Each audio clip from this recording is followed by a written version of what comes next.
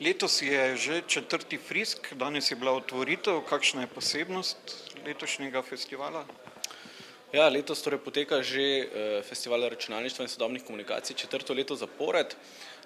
Letos smo nekako se osredotočili na dve glavni temi, in sicer prva je računalništvo v oblaku, o kateri itak poslušamo že zadnje leto praktično od povsod. Druga tema je pa digitalna revolucija oziroma kako je digitalna revolucija vplivala na razvoj medijev, torej medijskega sveta. Razmišljate, da bi Frisk preselili v Ljubljano? Ne, zagotovo je vsako leto težava, s katero se srečujemo, to, da je nekako težko privabiti in predavatelje in tudi goste seveda iz ostalih delov Slovenije. Murska Sobota je nekako vedno bila odrezana od preostale Slovenije.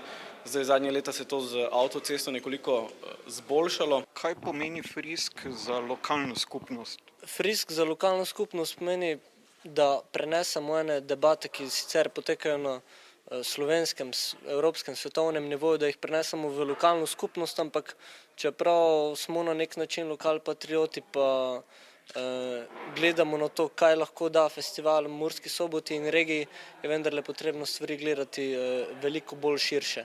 Se pravi, vseeno ciljamo na to, da je to vendarle zato ker je tudi pomanjkanje takih dogodkov, je to vendarle nek osrednji slovenski festival na tem področju, se pravi informacijsko-komunikacijskih tehnologij.